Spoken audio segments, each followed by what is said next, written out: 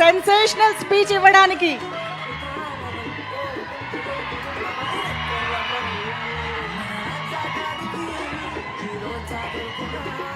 అందరికీ నమస్కారం. ఒక 7-8 సంవత్సరాల తర్వాత నాకు కిక్కినిచ్చిన సినిమా ఈ లిటిల్ హార్ట్స్. భగవంతుడు సాక్షిగా చెప్తున్నాను, లిటిల్ హార్ట్స్ సినిమా ముందు ఈ అబ్బాయి పోస్టర్ కూడా నేను ఎప్పుడు చూడలేదు. ఈ అబ్బాయి ఇట్లా యూట్యూబ్ తిప్పుతుంటే మా అమ్మ నాన్న తిరుపతి తీసుకెళ్ళాలనుకుంటే నాకు పెద్ద టూరు, అట్లాంటి ఫారెన్ తీసుకెళ్ళడం కానీ ఆగిపోయాను.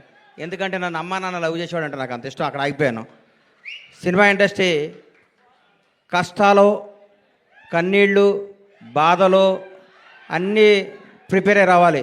ఎవరో కొన్ని 100 కోట్లకు ఒక ఆయన ఉంటాడు, ఒక స్టార్ కామెడీని కొడుకుగా పుడతాడు, ఒక మెగాస్టార్గా బామర్తిగా ఉంటాడు, ఒక ఐకాన్ స్టార్కి తండ్రిగా ఉంటాడు. అట్లా ఒక 100 కోట్ల కూడా ఉంటాడు. అందరూ అట్లా ఉండలేరు, మన అందరూ కష్టపడాల్సిందే తప్పదు. అట్లా ఎప్పుడు కాలు మీద కాలు వేసుకుంటాడు. ఆయన ఎవరికి అందుబాటులో ఉంటాడు, ఆయన ఎవరు అనుకుని ఆయన అందుబాటులోకి వెళ్తారు. అది జీవితం అంటే. అంత మహర్జాతకు నా జీవితంలో నేను చూడలేదు, ఇక చూడను కూడా. అంత అట్లా అట్లా ఆయన జీవితాన్ని అంత అద్భుతంగా ప్లాన్ చేసుకుని అల్లు అరవింద్ గారు ఇక్కడ రావటం. విజయ్ దేవరకొండ, విజయ్ గురించి ఒక మాట చెప్పాలి. వీళ్ళ ఫాదరు నేను రూమ్మేట్స్ని. ఒక 3 రోజులు మిస్ అయ్యాడు. ఏంది గోవర్ధన్ అన్న రాలేదు అన్న, నా కొడుకు పుట్టాడు అన్నాడు. అది హీరో పుట్టాడా అన్న, మీ నాన్నడు చెక్ చేసుకో అన్నాను అనలేదా? విజయ్ అన్నాడా? అది గుర్తుపెట్టు.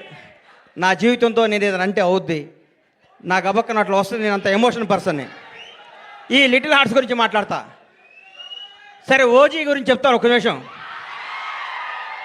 ఈ భారతదేశంలో ఉన్న కొంత కోట్ల మంది అభిమానులు, నేను ఒక అభిమాని. తిరుపతి దేవుడికి